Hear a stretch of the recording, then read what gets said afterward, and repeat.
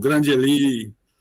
Vamos agradecer a Deus pela semana que está iniciando, por tudo que Deus pode nos proporcionar, pelas bênçãos recebidas, né? Que essa semana possa correr bem, ser uma semana onde Deus nos guie, nos dê sabedoria e nos dê luz, para que possamos caminhar por todas as situações que a vida nos apresenta diariamente, né? E vamos fazer a oração do Pai Nosso para que Ele nos abençoe. Amém? Pai Pai nosso, nosso que estais nos céus, santificado santificado seja o vosso nome. Venha a nós o vosso reino. Seja feita a vossa vontade, assim na terra como nos céus. O pão nosso de cada dia que nos dai hoje, perdoai as nossas ofensas, assim como nós perdoamos a quem nos tem ofendido. E não nos deixeis cair em tentação, mas livrai-nos do mal. Amém. Que assim seja, amém. Quem tem pergunta... Aí, Leonel, eu vou... Às 7h30 você entra, porque já tem mais gente, tá? Alguém tem pergunta aí, pessoal? Sobre qualquer coisa, certo? Alguém tem pergunta? Leandro, fala, Leandro. Boa noite, Veraldo. Boa noite a todos, colegas. Boa noite.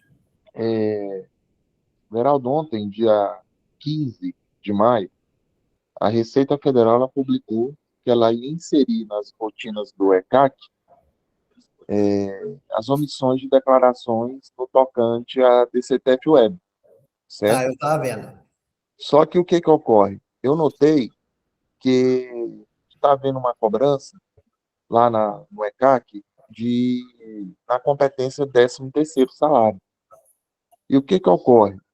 E de empresas que não têm fato gerador, que não têm ocorrência de 13º. Na própria instrução normativa do DCTF Web, fala que só é necessário a entrega da DCTF Web do 13º, que é conhecida como DCTF Web anual, só quando há débitos a serem declarados, ou seja, só quando há o INSS da segunda parcela. E ele está cobrando sem ter esse fato gerador. Então está aparecendo lá em aberto o 13, a DCTF 13, e impedindo a emissão da CND. Nossa Senhora. Vamos olhar isso aí, ó. É uma falhazinha, certo? Eu acho que ele não dá conta de olhar tudo.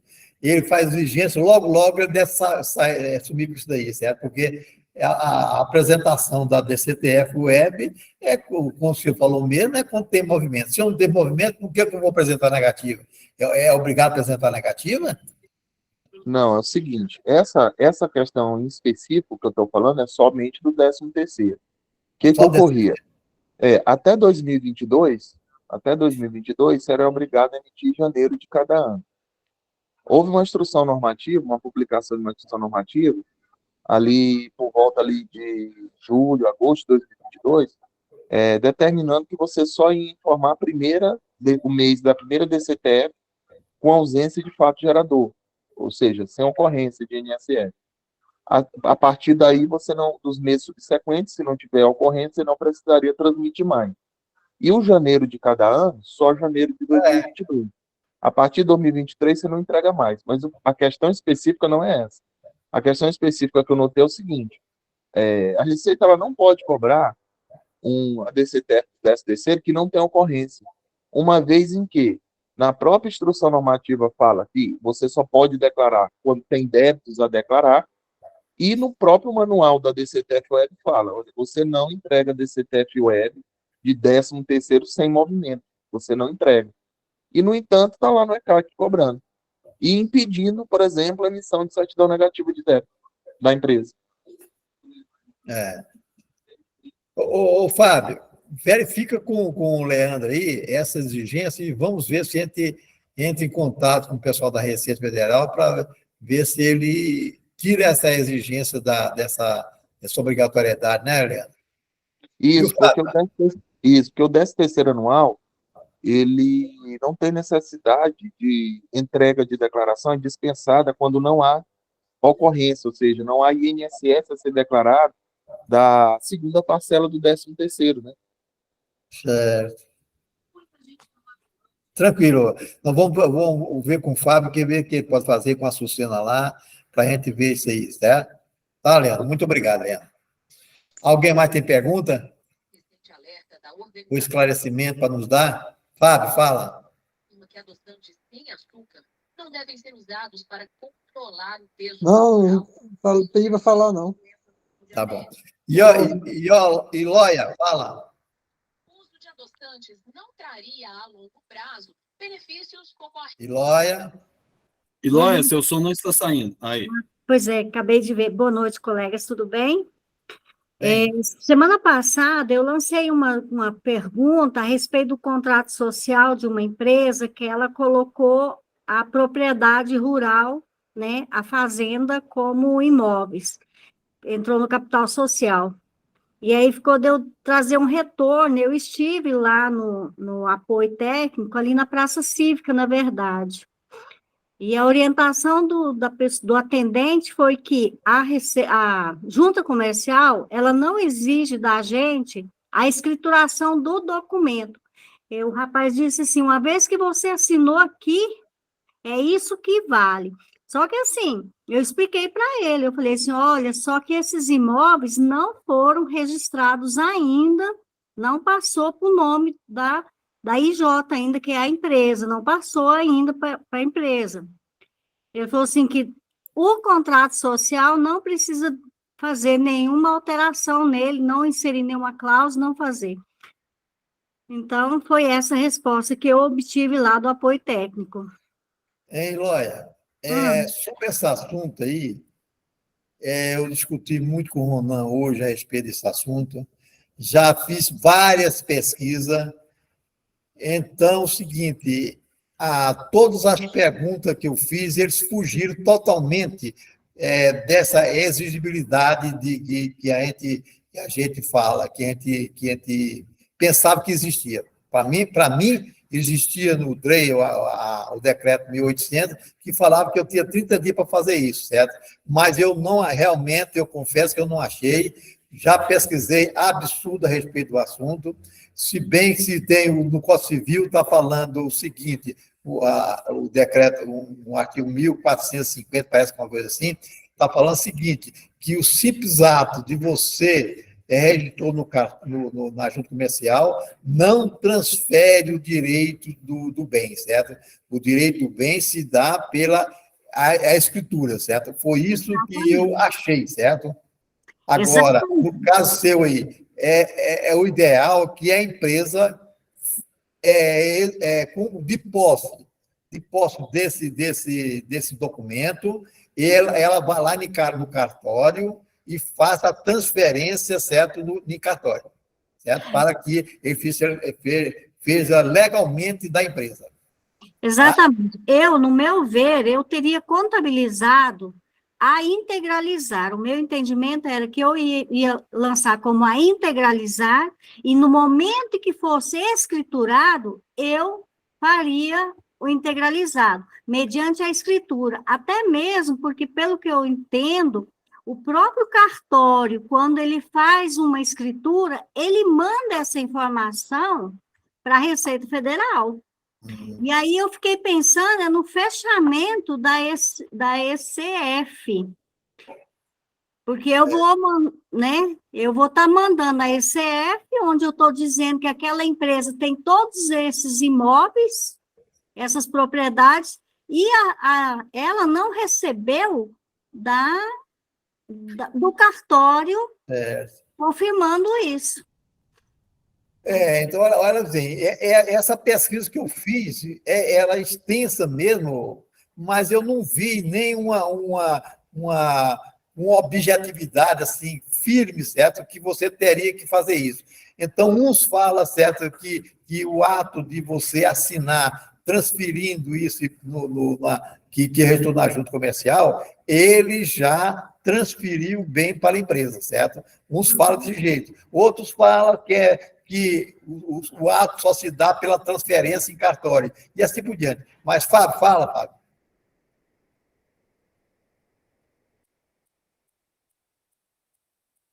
Fábio, você está mudo. Boa noite a todos, abraço da minha amiga Ilóia. Obrigada. Aí, em 81 do DREI, lá no item 434, integralização de bens, ela fala o seguinte: poderão ser utilizados para a integralização do capital quaisquer bens, desde que suscetíveis de avaliação em dinheiro. No caso de imóvel, ou direitos a ele relativo, o contrato social por instrumento público ou particular deverá conter sua descrição, identificação, área, dados relativos à sua titulação, bem como o número de sua matrícula no registro imobiliário, né? Aí ainda coloca, no caso de sócio casado, salvo no regime de separação absoluta, deverá haver a anuência do cônjuge no contrato ou na declaração arquivada e separada. Aí ele coloca aqui uma nota, né? Vou ler aqui, peraí. Ele fala, deixa eu subir aqui, que esse bicho aqui é meio complicado. O computador. Aqui, ó. Nota.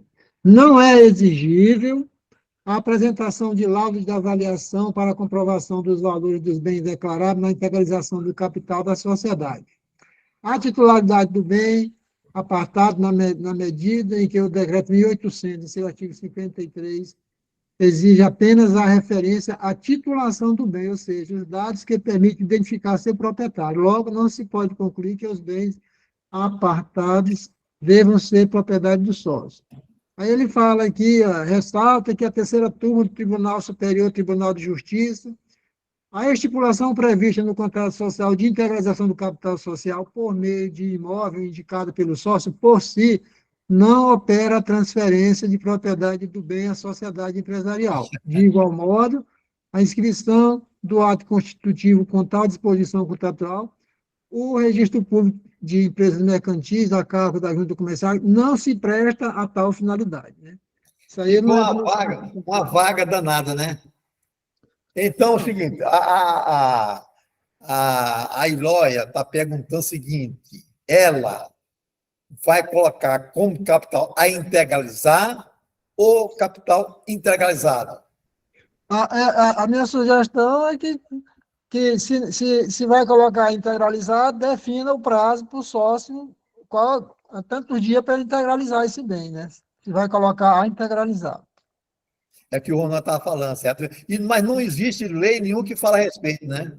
Não. Não, o Código Civil, ele fala que a própria o decreto 1800, ele fala que você exige que a junta cobre que você defina no contrato social, estipule o prazo que será feita a integralização, né? E aí ele fala também no 1800 que se você não colocar, você tem 30, se entrar em exigência, você tem 30 dias para colocar isso aí. E no Código Civil fala que o prazo de integralização Volta anos. Volta lá. 5 anos. Se não Agora, tiver colocado, você falou que tem 30 dias para ele registrar. a exigência e tem 30 dias para você colocar no contrato social o prazo da integralização. Não quer dizer que você tem que integralizar em 30 dias. Tem que você tem que ficar em exigência, porque não determinou o prazo de integralização. Qual o artigo que fala da 1800? Deixa eu abrir ela aqui, peraí, só um instante. Outra coisa, no Código Civil, ele fala que se estipulado o prazo, por exemplo, tem 90 dias para o sócio integralizar o bem. Ele não integralizou... Não é integralizar, Fábio, ele tem 30 dias para fazer isso. Deixa eu pegar aqui. Estou falando que passar a escritura. Ele só fala que é para mencionar no contrato o prazo para escriturar. E isso não... 1800. E aí, na exigência, quando a junta faz essa devolução, pelo que eu entendi, é que a gente tem um prazo de 30 dias para alterar o contrato. Isso não aconteceu. A junta não solicitou, né? E não foi colocado. E isso aí, essa questão da escrituração, isso depende de outro, isso demora mesmo. Você vê, são 11 propriedades, e até a Nora, até agora, fez 2. O que tem no Código Civil? Lá no 1004, artigo 1004, fala: os sócios são obrigados, na forma e prazo previsto, às contribuições estabelecidas no contrato social. E aquele que deixar de fazê-lo nos 30 dias seguintes ao da notificação pela sociedade, responderá perante este dano emergente da mora. Verificada a mora, poderá a maioria dos demais sócios proferir a indenização, a exclusão do sócio remisso ou reduzir-lhe a cota do montante já realizado. Se ele realizou uma parte, por exemplo, ele se comprometeu a integralizar 30 mil, só integralizou 5, o capital dele vai cair de 30 para 5, ou então eles tiram ele, né? Lá também no Código Civil tem lá o artigo 1055. O capital social divide-se em cotas, né? Aí ele fala aqui, onde é aqui? Deixa eu ver aqui. Sim. O capital social divide-se em cotas iguais ou desiguais, cabendo uma ou diversas a cada sócio. Pela exata estimação de bens conferidos ao capital, responde solidariamente todos os sócios até o prazo de 5 anos da data do registro da sociedade. Certo. É Ô, verdade. Leandro, você tem alguma... Ô, Fábio, eu já peguei tanta coisa a respeito disso. Ô, Leandro, você tem alguma coisa a respeito desse assunto? Geraldo, aqui no Não, 1800, teria que ele fala Espera um pouquinho, pega aí, Leandro, espera aí. Não, Fala, teria que olhar Fábio. na legislação primeiro. Espera um pouquinho, Fábio. Ô, Leandro, espera um pouquinho. no decreto 1800, o que ele tem aqui no artigo 53 é o seguinte: não podem ser arquivados, né? Não podem ser arquivados os atos constitutivos ou de transformação de sociedade, empresário,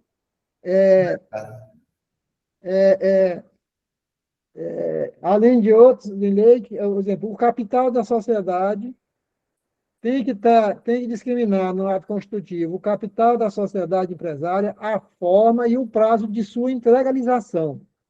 Então, no próprio contrato já tem que estar estipulado o prazo e a forma de integralização.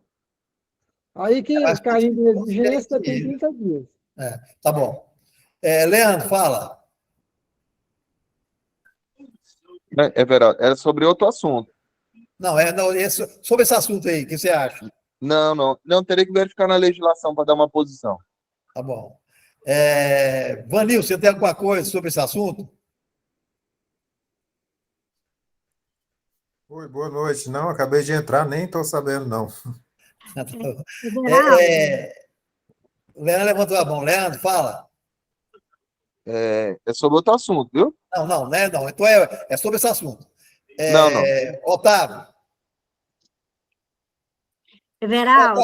Otávio, vê na junta comercial, você que é suplente da junta, vê com o Francisco, esse caso dessa integralização, se ela vai colocar como capital integralizado ou se vai colocar como capital a integralizar. Essa vai ser a pergunta que a Eloia quer para a semana que vem. É possível você olhar isso, Otávio? Everaldo, eu acredito assim, que a junta ela não vai falar para a gente isso. Isso é uma questão contábil mesmo, e eu até só estou retornando mesmo, mas assim, com o cliente, eu até já me entendi com eles, como que vai fazer, tá? Não vou ficar tomando tempo dos colegas, não. Tem muita pergunta a ser feita, tá? Não, mas não, só tem essa pergunta, não. Mas nós queremos saber. Eu passei pesquisando isso aí o tempo todo, não achei solução para isso, não. Ô, Severão. Um fala uma coisa, outro fala outra, certo? Desse jeito. Eu fiz uma redução de capital, tirando um imóvel da empresa, passando para o sócio por redução de capital. Eu não coloquei data no contrato para realização dos procedimentos, porque a junta comercial, automaticamente que o contrato for homologado na junta, legalmente já está realizado aquele ato. Agora, veja bem,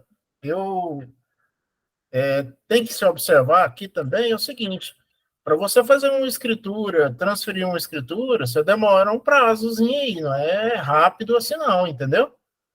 Hoje, para você fazer uma escritura, você vai gastar em torno de 60 a 90 dias, né? 30 dias não. Tá certo? Então, o que acontece? Homologado o contrato na junta comercial, automaticamente, gente, o ato está legalizado, vamos dizer assim, né?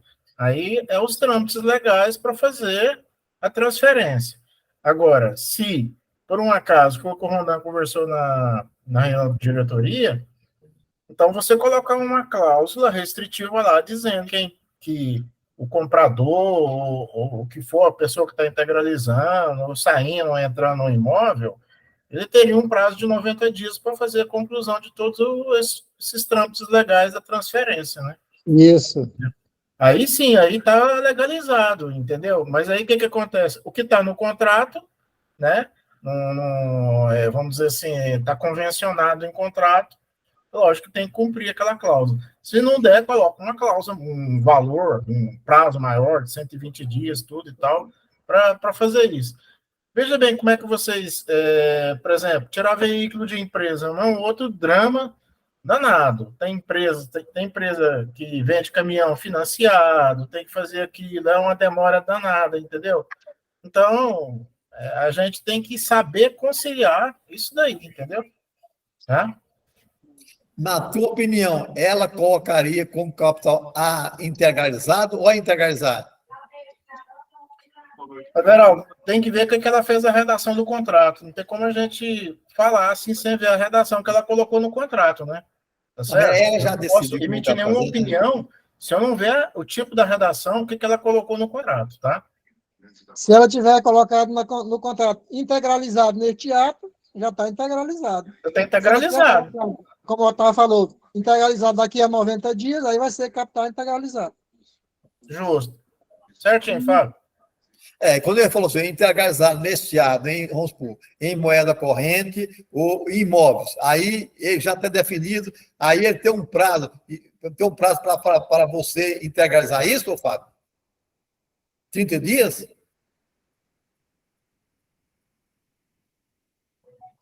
Não, esses 30 dias que o Fábio fala é quando deu algum problema no contrato que a junta não aceitou, deu divergência. Se eu coloco no contrato, o capital será de tantos mil integralizado neste ato, pronto, eu já vou fazendo a contabilidade capital integralizado. Agora, se eu coloco lá, o capital será integralizado por um imóvel de tantos mil daqui a 90 dias. Aí eu vou colocar capital integralizado. E Lóia, lá no contrato está como, Lóia? Está integralizado. Pronto. Está integralizado, mas o que eu falei, a minha dúvida foi justamente por causa de não estar registrado em cartório. Não, mas nada a ver, ué. Peraí agora. Peraí. Vamos lá. Legalmente, você já transferiu, você já fez a escritura pública num cartório tabelionato. Ainda não. Não fez, velho. Ela só não registrou, ué. Aí é um problema, vamos dizer assim, de omissão, né, de não ter registrado isso em cartório. Entendeu? Já está legalizado, olha, fez a escritura, ué. Agora você vai trabalhar pelo ato. Pensa na Receita Federal. Você compra um apartamento, você faz um contrato de compra e venda. Um contrato, compra um apartamento, paga em dinheiro, a escritura você vai fazer no ano que vem. Você vai lançar na sua declaração de imposto de renda o que você fez agora nesse ato, ou você vai esperar a escritura? A escritura é um mero documento formal, gente. Tá bom. Então, o seu caso, nesse caso específico, que ela falou que vai ser integralizado nesse ato, então, capital integralizado. Entendi. Obrigado, Otávio. Obrigado, colegas. Ô, Vanildo, é sobre esse assunto, Vanildo? Sobre esse assunto, acho que eu entendi aí o que o Otávio está querendo dizer é o seguinte: o contrato social, quando você vai pôr imóvel, você pega lá da matrícula desse imóvel, pega a descrição do jeito que está lá e coloca até no contrato. Por que disso? Porque quando você registra esse contrato na junta, você vai lá no cartório e averba o contrato social na matrícula do imóvel. A partir daquele momento, aquele imóvel passa a ser da empresa. O contrato social é o documento hábil para fazer a transferência do imóvel da pessoa física para a pessoa jurídica. Você vai averbar o contrato na matrícula. Se ela colocou lá que está integralizado, só a empresa. Contabilmente falando, ela vai já lançar como integralizado o capital lá na contabilidade. Agora, a questão aí é procedimental no cartório, é meramente papelada no cartório, é averbar o contrato no cartório. Isso vai demorar. Tranquilo. Obrigada. Tá bom. Leandro, sua pergunta, Leandro. outra. Quando possível, Everaldo, eu quero fazer uma pergunta. eu queria te fazer uma pergunta, até você pode responder para a gente. Como está a adaptação do nosso programa em relação ao desconto alternativo do imposto de renda de R$ 528? Ô, Leandro, esse aqui o menino já está mexendo lá, ele já conversou contigo, certo? Nós estamos arrumando Não, direitinho já, tá? não é isso não, Fábio. Não é isso não, Everaldo. É o desconto alternativo de R$ 528 em folha, agora já em maio. Não tem nada a ver com aquele assunto, não. Então, esse aí nosso programa, é outra coisa, né? Porque muita gente não está. Aí particular, o Leandro, tá? Vamos tá, esse assunto é muito complicado, tá? O seguinte, pessoal, antes de eu passar para a Nilda, que ela vai falar sobre isso, muita coisa aqui, nós temos um colega, o Leonel, ele pediu 10 minutinhos para a gente falar sobre o sindicato de breve, né? Então, com a palavra, o Leonel. 10 minutinhos. Leonel, você está mudo. Já abri. Obrigado. Boa noite a todos. Meu nome é Leonel Francisco, eu faço parte do Sinibref, Sindicato das Instituições Beneficentes, Religiosas e Filantrópicas, né? É um sindicato interestadual, que está presente em 23 estados, também na Paraíba, em Minas Gerais, e eu sou representante dele aqui no estado de Goiás. Trabalho no terceiro setor já há bastante tempo, tá? Há muitos anos, décadas, na verdade, e descobri o sindicato há uns 8 anos atrás. E aí me interessei, agora faço parte da diretoria do sindicato. E, na verdade, o que eu estou aqui para falar para vocês é que nós somos representantes quando as instituições têm que legalizar suas CCTs, né? É uma preocupação nossa. Então, nós já temos CCTs no Estado, né? Com o sindicato aí de turismo e hotelaria. Mas o sindicato de hotelaria vai representar o pessoal das instituições beneficentes, religiosas e filantrópicas? Sim, porque aqui no Estado de Goiás não existe um sindicato da categoria, né? Ainda não existe. Então, nós temos que fazer convenções com os sindicatos ecléticos, como, por exemplo, o Setor ESG, o CETA, né? Então, nós estamos presentes já com convenções da maior parte dos municípios do estado de Goiás. E a preocupação do nosso sindicato, depois, até se vocês me permitirem, eu vou passar o link do sindicato para que vocês possam obter mais informações, tá? Qualquer informação, por favor, entre lá. Nós temos também um departamento jurídico que pode assessorar quem quiser informações, não tem fechamento para ninguém. Então, a nossa preocupação, na verdade, é com as instituições não cumprirem a convenção coletiva com o nosso sindicato. E, às vezes, faz a convenção com outro sindicato que não tem o nosso enquadramento, porque nós temos um enquadramento, tudo certinho, bonitinho. Posso passar para vocês também os documentos do sindicato comprovando isso, né? Porque pode estar gerando um passivo para essas instituições, que já passam por inúmeras dificuldades, porque realmente não é fácil manter creche, abrigo de idosos, lar de abrigo de menores, né, e tudo mais. E as instituições respeitam demais os contadores. Eles ouvem realmente. Então, eu pedi a voz aqui, eu até agradecer o Everaldo, ao Wesley, por ter me dado a oportunidade, para poder falar com vocês a respeito disso, né? Porque se o trabalhador descobrir que não está cumprindo a convenção e tiver alguma coisa para ele lá, o passivo aí é de 5 anos, né? Então, um trabalhador pode entrar, o sindicato pode entrar. Então, a nossa preocupação, na verdade, é essa, é viabilizar o funcionamento das entidades. Nós somos um sindicato patronal, nós não somos um sindicato de trabalhadores, é um sindicato patronal que visa defender as instituições, né? E as dificuldades para as instituições, às vezes, pode ser grande, porque de 3 em 3 anos, geralmente, muda a diretoria, né? Mas se a outra diretoria não cumpriu tudo que teria que cumprir, vai acumulando. E aí vocês, mais do que ninguém, sabem as consequências negativas que isso pode gerar, né? Então, eu estou aqui só para trazer essa informação para vocês. Mais uma vez, agradeço a atenção de vocês, né? Eu sou professor aqui em Goiânia, tá? Sou professor do Colégio Prevé, sou advogado também, e estou aqui para passar a vocês o máximo de informações possíveis. Se vocês me permitirem, depois eu posso colocar meu telefone aqui à disposição de vocês, posso colocar o link do site do sindicato para vocês poderem entrar e se informar. E qualquer dúvida que vocês tiverem, eu estou à disposição de vocês. Tá? E o que eu não conseguir responder, né, eu vou procurar o meu departamento jurídico para que ele possa me passar a resposta para eu passar para vocês, com a maior presteza, com a maior boa vontade possível. Tá? E já agradeço de antemão a oportunidade de estar com vocês aqui. Estou achando a reunião muito interessante. Olha que eu não entendo muito de contabilidade, hein?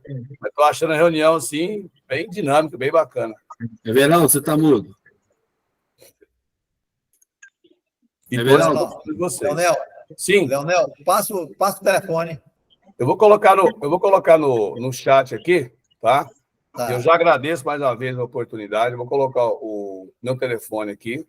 Vou colocar também o link do sindicato. Aí vocês, por favor, entrem lá e vejam o que vocês quiserem. Meu telefone está aí, vou colocar aqui, e vou colocar o link também. E estou aí plenamente à disposição de vocês, tá? Então, pode ficar na reunião, não tem problema não, viu, Abel? Se você quiser Acho que o Vanildo quer fazer alguma pergunta, viu, Everaldo? Pode falar. Pode falar. Eu queria perguntar se não tem um site, né? Pode falar o site aí do sindicato? Justamente, vou colocar para vocês aqui, vou colocar o link. Eu vou colocar o link aqui para vocês poderem acessar. E lá também tem o telefone, se quiser ligar para o sindicato, pode ligar. Tem um atendimento telefônico, virtual. Nós estamos à disposição de vocês. E, mais uma vez, eu reafirmo, né? Vocês são pessoas muito importantes para nós, né? Porque vocês realmente são importantes demais para as instituições e nós precisamos muito de vocês. Vou só colocar aqui. Vou colocar o link aqui. Um dos links para vocês entrarem. Vou pegar o outro ali. Colocar também. Tá. E assim, e volto mais uma vez a afirmar, o nosso sindicato, ele é um sindicato patronal. Nós queremos viabilizar o melhor funcionamento das instituições. Nosso centro espírita também, eu sou espírita, né? E nós temos uma creche, estamos construindo outra creche, e por isso a nossa preocupação, a minha preocupação principalmente, com isso tudo, porque isso pode, e nós temos funcionários, né? Porque o funcionário de instituição, ele não é beneficente, ele é funcionário. E, às vezes, as instituições acham que ele está... Não, funcionário é funcionário, por isso tem nossa preocupação. E, às vezes, tem passivo, né? Que é o que nós queremos evitar para as instituições. E estou à disposição de vocês, tá? Obrigado, El. Ok? Vou pegar aí, né? Então, a Nilda. Nilda. Boa noite. Pode falar. Boa noite, está me ouvindo? Boa noite. Obrigado, El. Então, tá bom. A primeira pergunta é uma declaração... Espera um pouquinho, Nilda. Assim, obrigado, boa noite. Então, vou deixar vocês à vontade aí. E estou, mais uma vez, à disposição de vocês, gente. Não, pode ficar na reunião, não problema não. Posso? Então, pode. Estou achando interessante aqui. Ó. A reunião é pública, pode ficar. Liga o seu celular, seu microfone, Elber. Tá, obrigado. Aí, ótimo. Fala, Nilda. Minha primeira pergunta...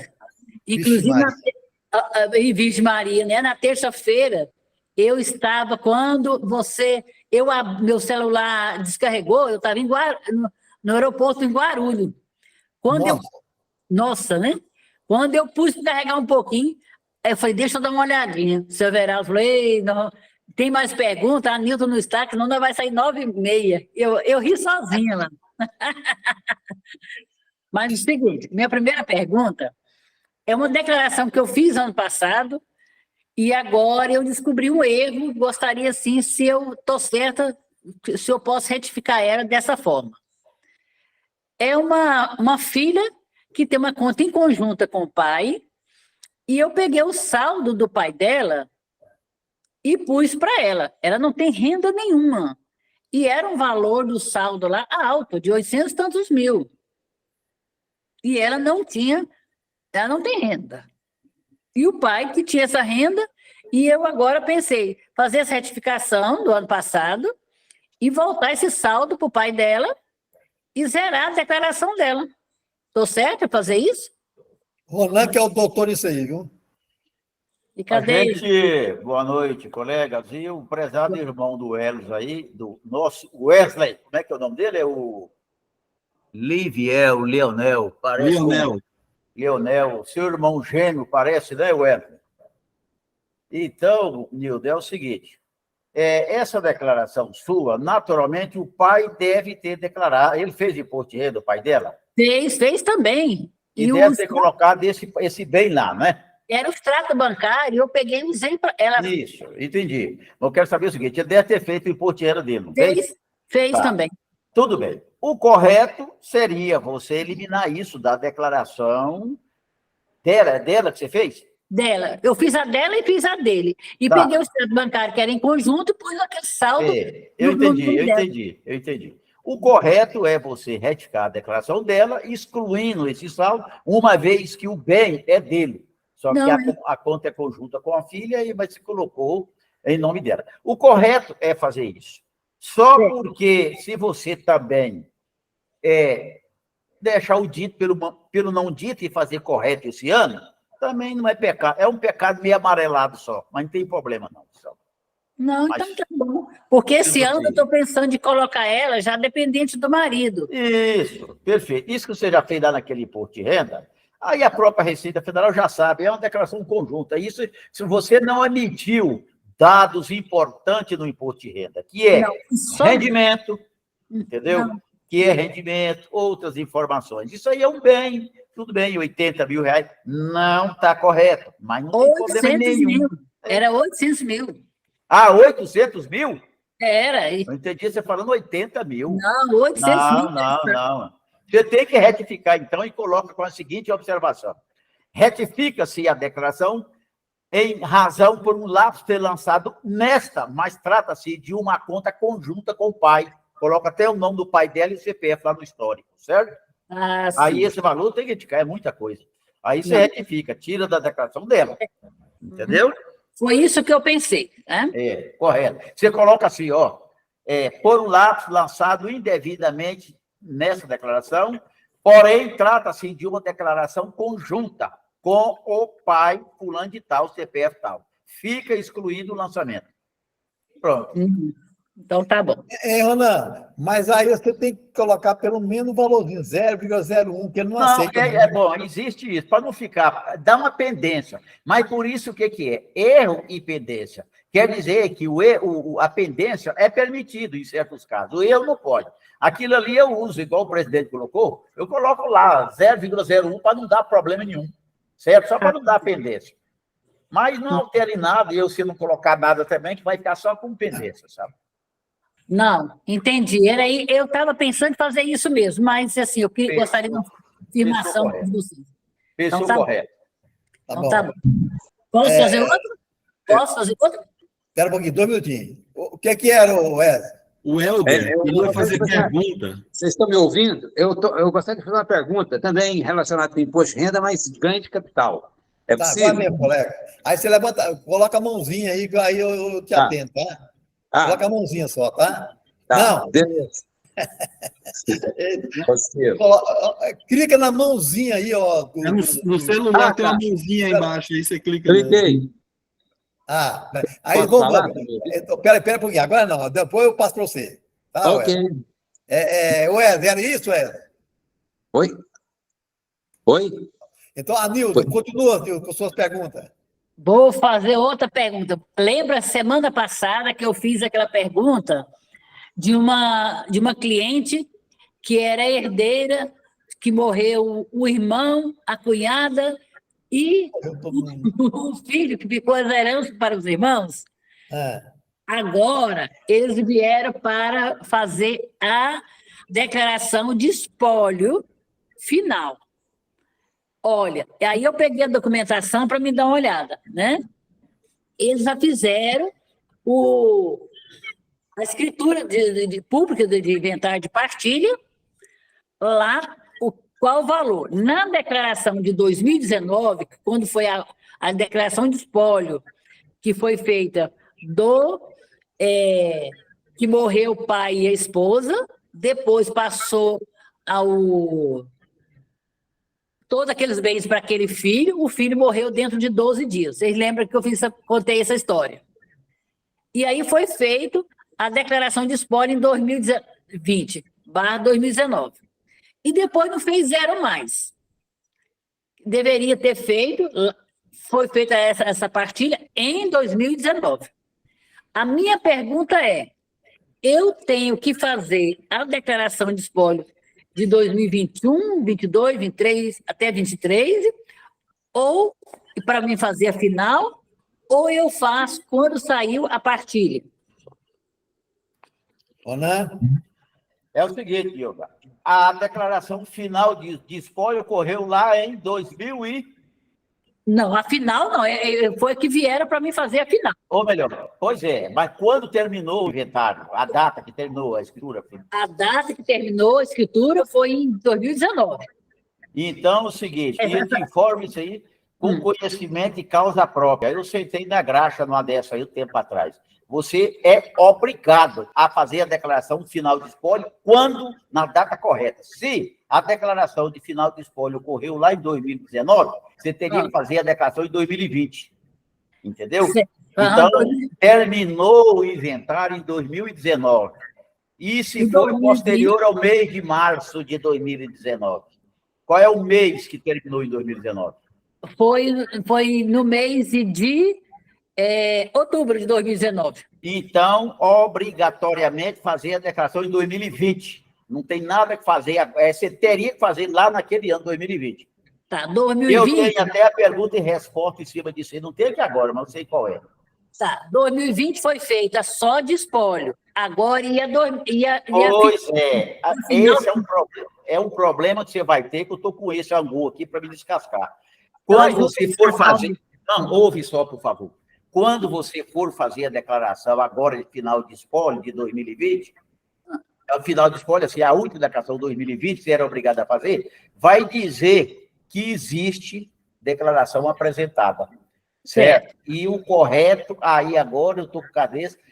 até eu já conversei com o Jorge isso, o Jorge falou que poderia retificar a declaração de espólio, a intermediária. Poderia ser retificada, mas não pode. Eu não consegui meio de retificar essa declaração de espólio que eu fiz em 2020, que é a mesma que você fez. Eu não vi lá nessa declaração meio de retificar, transformando aquela declaração de espólio para final de espólio. Não vi aquilo, eu estou com esse angu de caroço. A minha declaração aconteceu, que é um patrimônio grande, ainda bem que não fui eu, foi um advogado de São Paulo, que ele me ligou, e ele era o inventário, é coisa de milhões, 20 milhões, 30 milhões, falou para mim, se não apresenta, até que nós estamos vendendo umas fazendas aí, se não apresenta final de espólio. Só que eu também não sabia que eu era obrigado a apresentar, certo? E eu não apresentei, ele mandou não apresentar, eu até falo, um desses camaradas dos herdeiros é procurador lá em Brasília. Eu falei, ó, o problema está lá no doutor fulano de tal em São Paulo. Ele disse, eu lembro, que ele mandou mesmo. Eu falei, pois é. E eu segui a ordem, peixe pequeno, cego grande. Então, eu não fiz, que ele mandou eu não fazer, eu não fiz. Entendeu? E agora está aí, como é que resolve? Aí, qual é a minha orientação até o presente momento? Só que eu fiquei meio acanhado de voltar para o Jorge e falar, Jorge, não dou conta. Eu não quis espiar ele muito, sabe? Eu já fui 3 vezes com ele a respeito disso, tudo não quero ir mais não, estou com vergonha. Então, aí o que é? Eu falei, vamos esperar prescrever isso aí. Eu vou ver o que vai dar. Se você resolver o seu problema, você me fala o meu, aí o sindicato tem meu telefone, você liga lá, vamos trocar informação nós dois, viu? A situação é essa aí, entendeu? Tá. Agora, por quê? Porque tem cada um desses herdeiros, está com um contador. Um está em Goiânia, outro em Brasília, outro está não sei de onde, né? E agora já... os contadores já estão pedindo para eles a declaração final de espólio. A declaração final de espólio não tem nada a ver com contador nenhum. Contador tem que cada um pegar o formal de partilha do herdeiro, certo? Tem nada a ver uma coisa com outra. Tem nada a ver se o meu espólio, se o inventário terminou este ano, eu vou ter que fazer o ano que vem a declaração final de espólio. Os herdeiros fazem com quem quiser, e contador nenhum desses herdeiros tem nada a ver com a declaração final de espólio. É o contador da declaração final de espólio que tem que fazer a declaração. Aí o herdeiro, cada um dos herdeiros, inclusive um herdeiro desse, ele pode querer recolher o ganho de capital em cima da sua partilha, considerando, ele deve pedir para você a declaração final disso, a declaração final de espólio, só para ver o valor que está o bem lá. Nessa parte aí, sim. Por isso que eu estou pedindo a declaração final de espólio. Mas você dá a declaração para ele, vai olhar isso na escritura. Certo. E eu vou fazer mais outra pergunta. Pode fazer. Dentro disso aí, o que é? Lá na declaração de espólio, o que eles mandaram, o advogado mandou, tinham bens no valor de 34 mil, outros de 24 mil.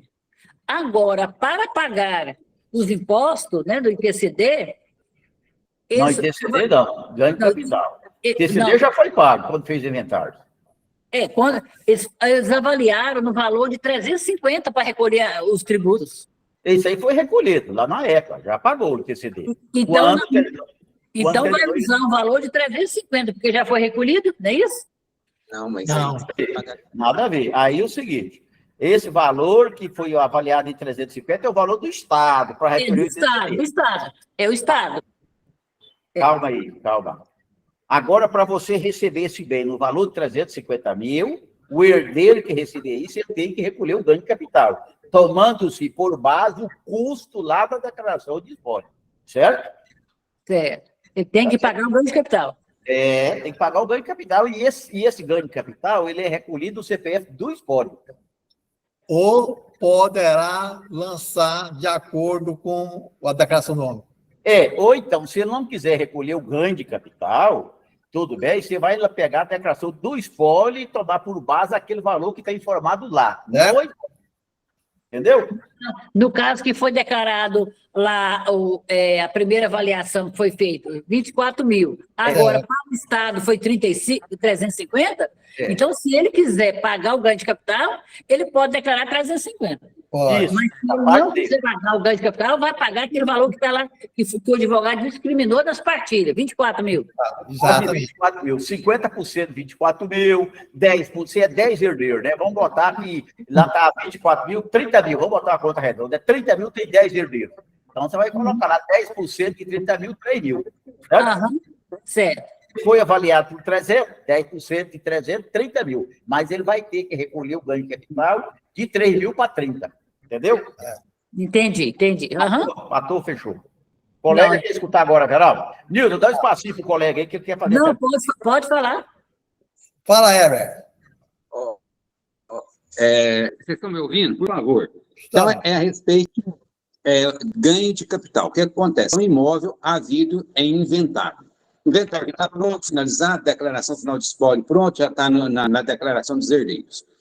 A mulher, a meieira, tem 50%, tem 2 filhos menores. Foi vendido a esposa, no caso, a meieira, ela comprou com esse dinheiro, foi agora em fevereiro, ela comprou com esse dinheiro um imóvel na planta.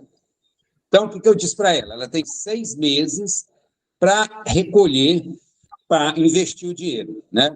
Para usar aquele benefício de aplicar em outro imóvel residencial. Então, eu dei 2 alternativas. Primeira, ela pode antecipar as parcelas previstas no contrato do imóvel que ela adquiriu na planta e não pagar o ganho de capital, né? Porque aí todo o dinheiro seria investido. Aí, ou se não, se ela investir só parte, ela pagaria a diferença. Nesse aí parece que não tem dúvida, está ok. O problema está sendo dos filhos. Os 2 filhos são menores. A menina tem 9 anos e o rapaz tem 15 anos. Esse imóvel para vender teve uma autorização judicial, só que o dinheiro dos filhos ficou bloqueado em conta judicial. Para desbloquear, precisa de autorização judicial. Como vai ser vendido mais 2 imóveis, o advogado sugeriu que aguardasse a venda dos outros imóveis que faziam um pedido que teria um custo menor. Qual a minha pergunta? No caso dos filhos, não se fala em ganho de capital, porque eles receberam, mas está bloqueado em conta judicial. Aí eu acho que eu não teria que recolher o ganho de capital. Mas o que eu estou pensando já para o ano que vem, o que vai acontecer? Se vender mais um imóvel e tudo, como é que eu vou declarar essa conta judicial se eu não vou fazer o demonstrativo de ganho de capital? Aí vai dar uma variação patrimonial na declaração dos menores que eu não tenho como justificar. Vocês entenderam, por favor? É bem complicado. Fala, deixa eu ver aqui, colega, se eu entendi mais ou menos. Vamos falar, você quer falar só dos menores, não é? Esqueça a mãe para lá. A senhora, eu acho que eu consigo resolver tranquilamente. Esses menores, no meu entendimento aqui, pelo entendi que você colocou, é um bem que eles têm, eles receberam isso, foi bem, não foi? Ou a porcentagem de um determinado imóvel, não foi? Não, eles receberam o imóvel que eles receberam no inventário, eles venderam e receberam dinheiro. Receberam, já foi vendido o imóvel que eles receberam. Aí hoje, então, é o seguinte, deles é o seguinte, é um patrimônio. Se a porcentagem de cada um desses herdeiros for superior a R$300 mil, eles tornam-se uma pessoa obrigada a fazer a declaração de imposto de renda, certo? Se esse valor for superior a 300 mil, torna-se obrigado a fazer a declaração de imposto de renda. E isso é um patrimônio, isso é um bem que ele tem. É 300 mil que está no banco. Você pode, inclusive, lá no histórico da declaração de bens, colocar 300 mil reais na conta tal, do banco tal, do menor, ele é obrigado a fazer o imposto de renda, entendeu? Pode até mencionar, bloqueada por decisão. Não, nem precisa colocar bloqueada por causa do Ministério Público, nada disso, é o bem que ele tem. Ele só está guardado lá no Estado por se tratar de menor. Não precisa você colocar isso. Você só vai fazer a declaração deles mencionando isso. Agora, se eles têm esse bem, se for menor de 300 mil reais, eles poderão entrar como dependente da mãe, certo? E eles não têm renda nenhuma. Se esses 300 mil reais não tiver aplicado em banco com rendimento superior a 40 mil reais, entendeu? Se eles não tiverem rendimento isento e nem tributado exclusivamente na fonte superior a 40 mil reais, eles poderão ser dependentes da mãe. E a mãe vai declarar esse bem lá no banco em nome do filho menor, por onde tal. Pode colocar, completar a informação, coloca lá. O qual, sob depósito inicial, por se tratar de menor, e guarda no Ministério Público. Por aí, assim. Desculpa, colega. Eu acho que eu não fui muito claro. Eu vou tentar ser mais claro, então. O imóvel foi recebido foi havido em herança. É de 3 pessoas. A meieira tem 50% e cada filho tem 25%. Esse imóvel foi vendido e foi pago. Foi recebido, teve uma autorização judicial para vender. Só que a justiça, o valor dos filhos entrou em conta judicial e está bloqueado. Sim. Qual o valor? Aí eu não tenho que pagar ganho de capital sobre esse valor bloqueado. Espera aí. O valor que foi vendido, o bem, que está em nome do menor, o menor não recebeu. Deixa eu... Desculpa. O imóvel é 50% da mãe e 25% de cada filho. Então, a mãe recebeu a parte dela e os filhos receberam a parte deles. Entendi. E aí, só que a parte dos filhos ficou bloqueada. Entendi. Então, o que eu entendo? Não há que se falar em ganho de capital. Não, né? calma aí, entendi. Deixa eu explicar para você. O ganho de capital, ele não interessa. Ele não existe, nem é tributado, porque está bloqueado, deixou de estar bloqueado, ou se é menor, se é maior. Se ele recebeu a porcentagem daquele bem, recebeu 25% de uma casa, esses 25% dele, a casa valia 100 mil reais, certo? 50 mil ficou com a mãe, e 50 mil com 2 filhos, não foi? Isso. Cada filho recebeu 25 mil, não foi? Certo. Tá, só porque o filho vendeu esses 25 mil por 100 mil reais. O filho tem que pagar o ganho de capital, certo? Mesmo bloqueado o dinheiro? Não tem nada a ver se está bloqueado e deixou de estar bloqueado. Sabe? Não tem nada a ver, está lá no banco, no Ministério Público. E está bloqueado, não é má fé, não foi nada, é que é menor. O que quer dizer esse bloqueado, colega? Ele está sob a vigília do Ministério Público. Esse dinheiro só pode ser gasto com a autorização do Ministério Público. Ele não está lá porque é suspeito de nada, ele não está lá porque fez coisa errada, ele está lá porque é menor e quem manda no dinheiro do menor é o Ministério Público. Entendeu? A conclusão. A mãe vai ter que retirar o dinheiro de onde for e pagar o ganho de capital. Não, nós não vamos falar a mãe, porque tem que pagar o menor. Como ela é a mãe, né? Quase sempre não é o pai que paga a conta, mas a mãe. Pois é, ela vai ficar com esse bloqueado, vai ser o caos. Ela fica com os bloqueados e eu tenho que fazer um cálculo de ganho de capital sem possibilidade de pagar aqueles benefícios. É uma complicado. Por isso que se não existisse essas obrigatoriedades do menor, a Receita Federal também não dava CPF para menor. Ô, Ronan, no caso do Herbert, o Ministério Público não pode autorizar também ele pagar o ganho capital? Boa pergunta, presidente. Cabe aí, contador, você vai pedir o advogado que representa a família para comunicar esse fato ao Ministério Público, que vai ter que recolher. O presidente falou, acertou na mosca aí. Eu pedi ao Ministério Público a liberação do valor correspondente ao imposto. Aí o Ministério Público vai pedir a prova. Então, tudo ali, me traz aqui a prova. Aí vai preencher o DARF do ganho de capital, entendeu? Em nome do menor e mandar para o Ministério Público autorizar a mãe baixar aquele dinheiro lá na conta do Ministério Público. Valeu, presidente. Valeu por tudo aí. Tá bom, tá ótimo. Eu vou tentar com o advogado amanhã, vamos ver o que a gente vai conseguir. Excelente, Sareta. Cabe esse aí, colega. Eu estou certinho. Se o advogado falar coisa contrária, você fala advogado, você vai ter que conversar com um camarada aí. Você está bem errado. Tá certo? Fala, Varildo. O advogado é tranquilo. É bom de lidar com ele.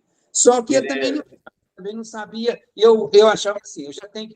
Teve alguns colegas que disseram o seguinte: não, você recebeu o dinheiro, mas está bloqueado, então não há que se fazer ganho de capital. Não tem nada a ver disso. Não tem nada a ver, ué. E aí é melhor para a sua situação, que o Ministério Público traz disso aí, né? Não, tem que ser, com menor, igual você falou. O Ministério Público tá correto, olha. Menor também paga imposto, não é só maior, não.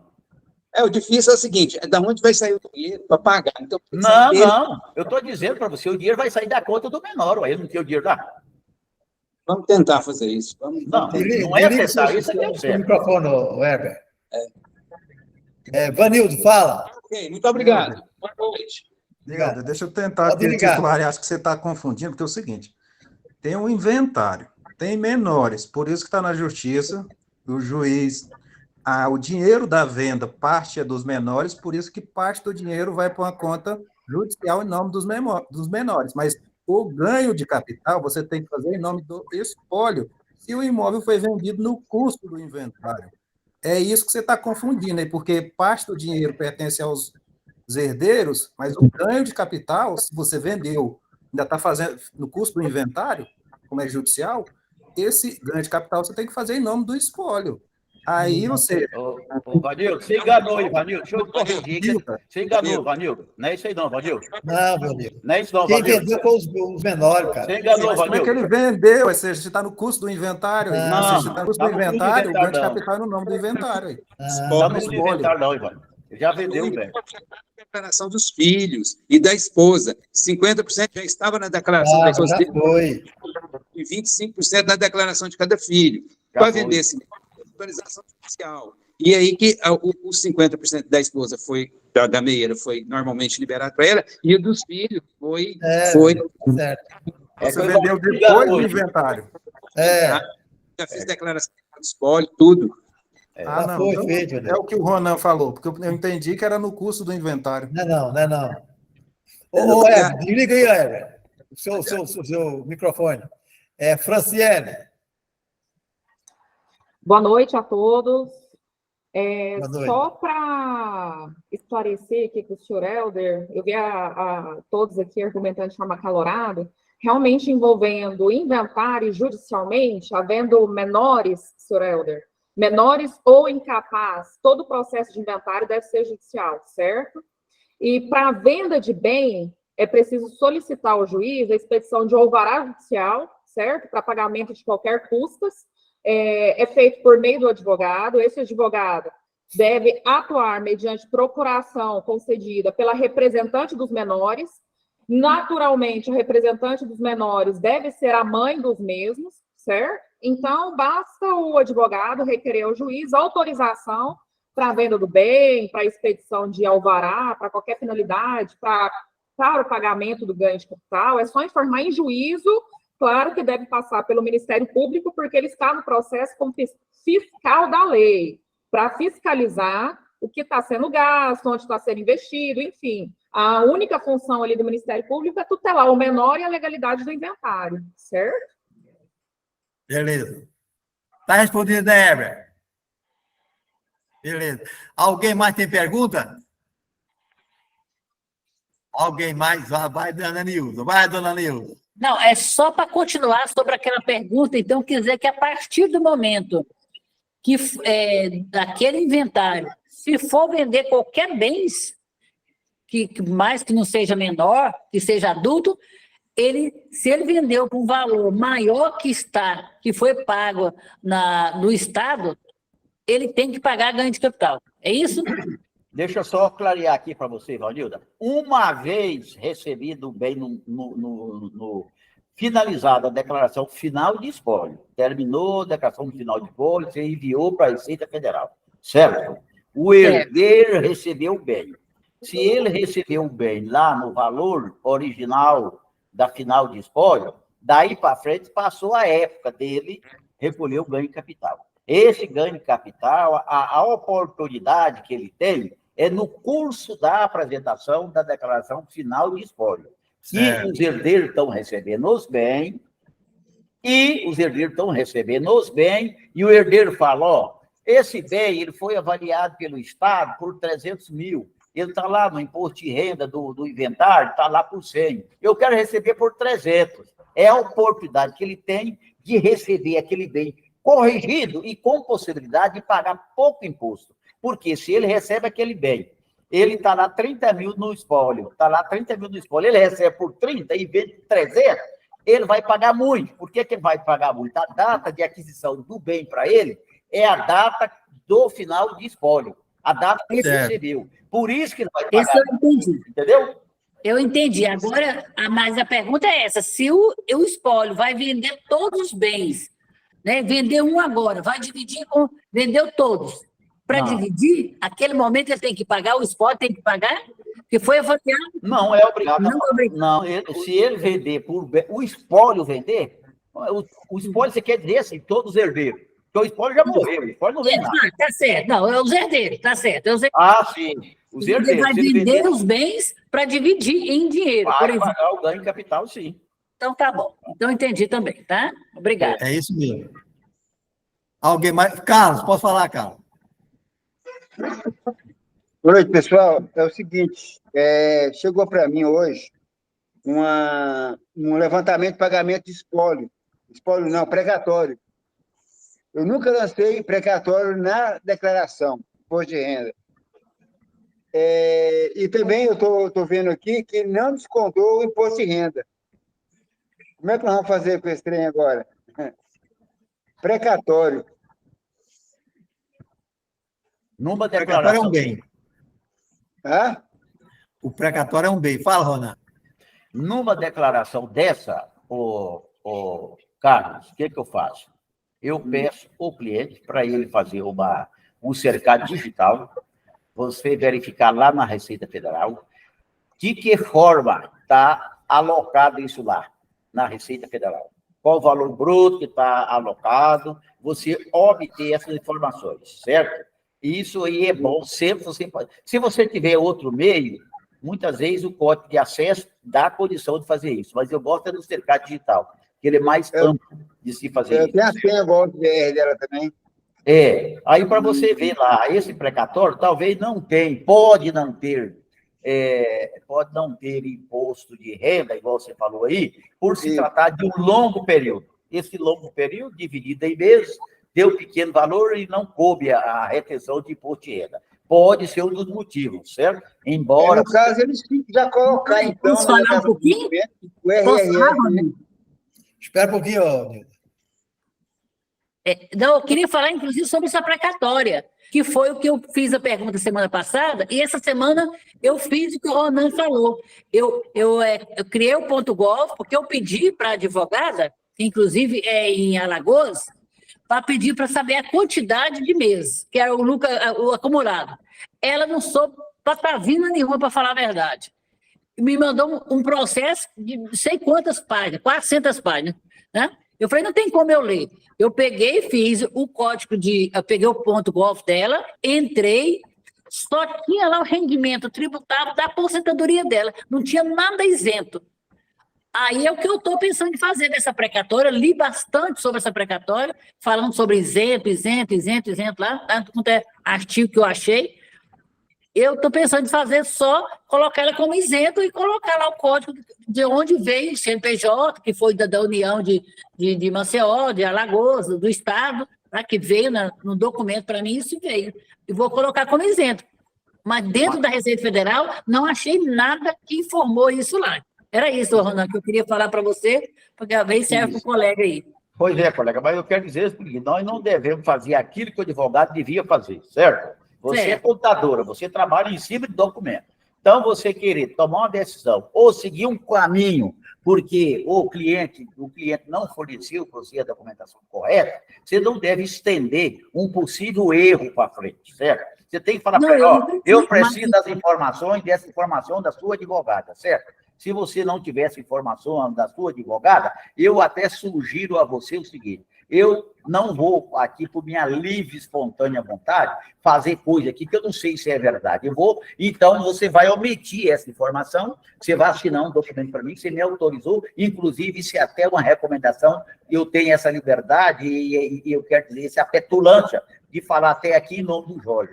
O Jorge Martins já falou que todas as vezes que já teve, você não deixa de apresentar a declaração do imposto de renda, porque está faltando 1 ou 2 ou 3 documentos. Você apresenta com os documentos que você tem e retifica depois com a coisa certa, entendeu? Você estará agindo corretamente, apresenta a declaração sem essa informação e você fala para o seu cliente, você vai correr atrás do advogado, eu quero isso aqui, limpinho para me fazer e retificar seu imposto de renda, viu? E eu vou te cobrar mais caro um pouco do honorário, que isso aqui vai me dar trabalho.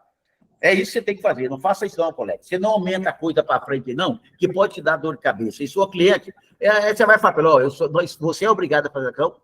Nós vamos fazer? Vamos fazer com o documento que você tem. E isso aqui você me traz a informação correta, porque eu preciso dos documentos. E a advogada não deu o documento. Isso é problema seu com a sua advogada. Eu quero o documento, sabe? Entendeu? Mas se na receita do ponto .gov que pegou as informações não tem. Então, mas se lá não tem, você vai falar que vai desse documento advogada, para dizer o porquê, com quantos meses, de que entrega, vai passar para você a informação, ué. Certo? Não, observação. Olha só para você ver, no próprio documento veio assim, ó, autodeclaração beneficiário de isenção do imposto de renda, sim. Outra coisa, tipo de retenção IRR e IRRF isento. Isso. Então, cara, nesse caso, se você já tem essa informação, você vai perguntar lá a natureza do rendimento que ela tem lá. Isso. É isento, já está dito que é isento, mas você sabe, no campo de rendimento isento, nós temos uma gama de rendimento isento. Você vai ver lá onde você vai alocar aquilo e colocar esse valor lá. Pronto, você tem o documento. Porque já fala no próprio... Isso que me gerou uma dúvida, porque no próprio documento já fala, tipo de retenção de imposto de renda isento. Falei, você está beleza. Então é isento. Só porque você vai lançar como isento, e lançou como isento, não tem imposto, não tem nada. Se caso a Receita entrasse na malha, eu posso contar uma historinha para vocês aqui, rapidamente? Há uns 20 anos atrás, eu fui fazer o imposto de renda de um cara, e o cara ficou rico, muito pouco de rico. Meu escritório era pequeno lá no centro, em Goiânia.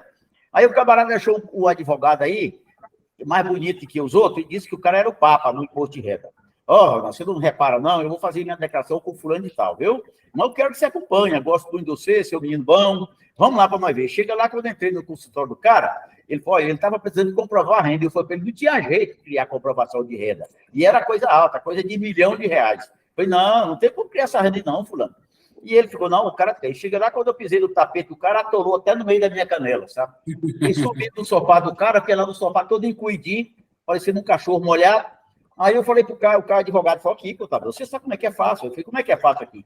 Você põe aqui que ganhou na loteria esportiva, ó, 2 milhões.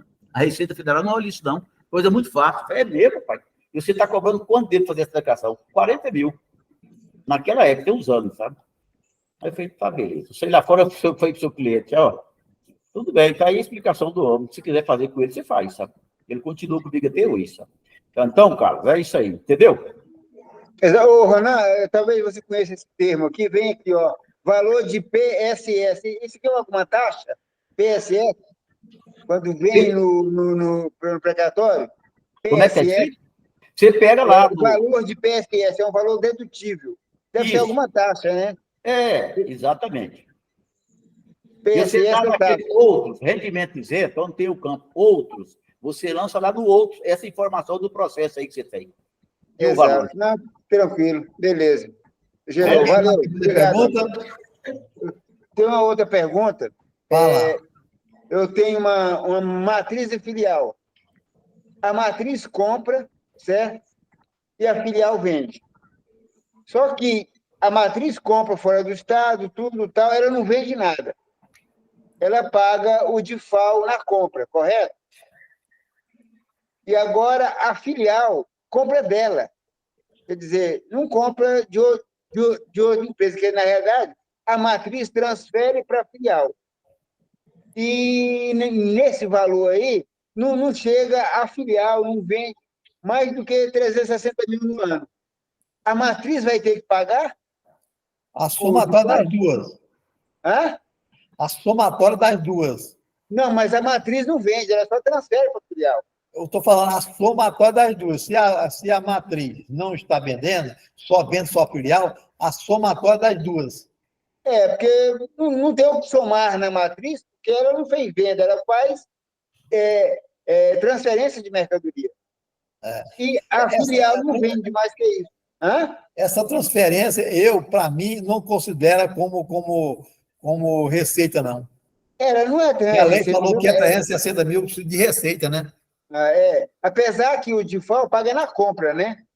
Compra fora do Estado. Mas a filial não vende mais do que 360 mil. Há uma junção nisso aí. É só questão que a Vigilância Sanitária obrigou ele a ter um local fechado para armazenar as mercadorias, que é mercadoria de produtos naturais, muito volume. Mas em valores é pouca coisa, né? Peraí. O primeiro, Fábio, o Vanildo, fala. Depois o Leandro, depois o Fábio. Eu acho que é na cartilha, no manual lá do... Tá errado. Leandro primeiro. Tá ok. Ô, Carlos, é o seguinte, hoje, primeira coisa, tem que deixar bem claro, hoje nós temos, no mínimo, pelo menos 4 tipos de DIFAL. O DIFAL que você está se referindo é o DIFAL da aquisição interestadual, para comercialização, produção ou industrialização, comercialização, produção, é na aquisição interestadual de empresas... Aquisição, fora do Estado, exato. Sim, só que você tem que perceber o seguinte, quando você fala diferencial de alíquota, você está se referindo ao tributo ICMS. O tributo ICMS, você tem que olhar por inscrição estadual. Então, o ICMS, você não vai poder considerar que a matriz vai pagar pela filial, não. Quando você for a receita, o RBT12 de 360 mil, você vai olhar individual, porque o diferencial de alíquotas, ele é ICMS. Então, ICMS você vai ver por inscrição estadual. Então, se a matriz, ela tiver uma dúvida é que a matriz não vende, né? Não, veja bem, o fato gerador desse diferencial de alíquota, ele está na aquisição, ele está na entrada. Ele não está na saída. É na compra, exatamente. Então, se a matriz... Essa firma é Simples Nacional? É Simples Nacional. É Simples Nacional, Leandro. Sim, Everaldo, mas o diferencial de alíquotas que o Carlos está falando só encaixa para o diferencial pela receita total, hein? Não. É o diferencial de alíquota ICMS, ele é por inscrição estadual. Sim, mas ela não dá 360 mil mesmo na filial? Não, diferencial de alíquota, você não está falando de imposto federal, você está falando do tributo. Ele está falando do diferencial de alíquota da compra que ela faz, certo? Para entrar no estabelecimento, Leandro. Sim, Everaldo, mas o diferencial de alíquota é ICMS, não é tributo federal. Sim, concordo. Mas o Estado está falando o seguinte: se você tiver um faturamento até 360 mil, você não paga o diferencial de alíquota, pronto. Sim, Everaldo, mas o faturamento de 360 mil, você tem que observar ele do tocante do ICMS, ele não pode considerar o total. Ele tem que ver o que a matriz faturou e o que a filial faturou de forma individual. Não, mas ela não faturou, não, só a filial que faturou. A matriz não fatura. Ela só a filial que faturou. E manda então, veja bem, Carlos. Então, veja bem. Quando a matriz faz a aquisição interestadual, se a receita bruta dela, a RBT12 dela, for de até 360 mil, ela não vai recolher diferencial de alíquota. Aí você vai analisar agora individual a filial. E a filial, ela tem quanto de RBT12? Ela tem superior a 360 mil? Não chegou nem a 290 ano passado. Então, pronto. Se até 360 mil, o decreto 9.104 de 2017, ele determina que a empresa está isenta, a empresa optante pelo Simples Nacional está isenta. Se passar disso, aí tem que analisar que tipo de produto que ela vende, para ver se ela encaixa alguma outra desoneração para não pagar. Se ela não encaixar nenhuma, tem que fazer o recolhimento. Não tem não, são produtos naturais, ele compra direto da indústria, é baratinho, coisa barata, só tem volume, mas não tem preço, o preço é pequeno. Ah, entendi. E outra coisa, né? A transferência estadual, você recolhe diferencial, viu? Se a transferência for interestadual, recolhe. Não tem transferência, no caso ela compra, chega aqui em Goiás, ela vai e passa para a filial. Pois é, mas esse passar que você fala, na linguagem tributária, é transferência. é transferência de mercadoria para ser vendido pela filial. Sim, não, mas estou falando o seguinte, se a transferência é interna, beleza. Estou falando assim, se a filial tivesse em outro estado e a transferência fosse interestadual, Não, fato aí, do gerador por aí reconhecimento. teria. Aí teria o diferencial de alíquota. É diferente. Mas nesse caso é aqui dentro, todas as duas é aqui dentro. Não, então tranquilo, não incide. Só se fosse transferência interestadual. Não, não é não, é não. É aqui dentro, tudo bem.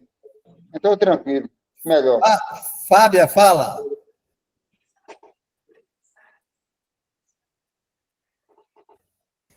Fábia, seu microfone está mudo. Carlos, você está falando de sessão era sobre sessão de precatório? O outro assunto era o precatório, exatamente. Pois é, lá no Perguntas e Respostas da Receita Federal sobre Imposto de Renda, dá uma lida na pergunta 573, que ela trata da situação lá, a questão quando tem um ganho de capital, tá? É a 573. Mas isso aqui é precatório, não é ganho de capital, né? Não, é precatório. Lá tem situações que tem situação do precatório que tem ganho de capital. Dá uma lida lá no 573. Ô, Fábio, valeu então. Obrigadão. Com relação aí ao DIFAL, né? Aqui temos o parágrafo 3º do artigo 1º como o Leandro falou, da 904, né? Então, ele fala aqui, o disposto no caput não se aplica às mercadorias adquiridas por contribuinte que tenha oferido receita bruta nos 12 meses anterior ao período de apuração igual ou inferior a 360 mil. Né? Então, por cada estabelecimento, Fábio, ou pela empresa? Por contribuinte. Aí é que está a questão. Não fala por estabelecimento, fala por contribuinte, né? E eu pergunto, a transferência é considerado como faturamento? Polêmico, mas acho que a Receita entende assim. Não, Everaldo, não é que transferência é faturamento. Quando a matriz transfere para a filial, é uma entrada para a filial. É uma aquisição. O decreto 9.104/2017, ele não cita o termo compra, ele cita o termo aquisição. O que é aquisição em linguagem jurídica? É transferência de domínio, transferência de propriedade. Não confunde transferência com faturamento, tem nada a ver. Leandro, eu pergunto, a lei fala que a empresa tem um faturamento inferior a 360, ela não paga o DIFAL. Ora, se a transferência é considerada faturamento, aí é a somatória das duas, certo? O que ela comprou, transferiu, vai somar, dá mais 360. Aí a pergunta é a seguinte, esse faturamento que está acontecendo é só sobre venda ou a transferência considera como se fosse uma venda? Não, é porque a gente está falando duas coisas diferentes. Transferência não é considerado faturamento. Transferência não é. Então, para fim de lei, 360 mil é considerado só a venda? Sim, é o conceito de. Tá sim, então, conceito de faturamento. Se é considerado somente a venda, a somatória das duas dá menos 360 mil, ela está isenta de pagar o DIFAL na entrada para o time nacional. Respondido, então. Obrigado. Vanildo, fala. Eu acho que lá no manual do DIFAL do Estado tem uma pergunta a respeito disso aí, quando a pessoa compra e transfere para outras filiais. Que a empresa, por exemplo, tem uma matriz de 5 filiais, ele vai comprar por uma inscrição só e vai transferir para as outras mercadorias. Então, tem essas perguntas e respostas lá tem um manualzinho do DIFAL, dá uma lida nele lá que vai esclarecer isso aí. Tá. O que mais, pessoal?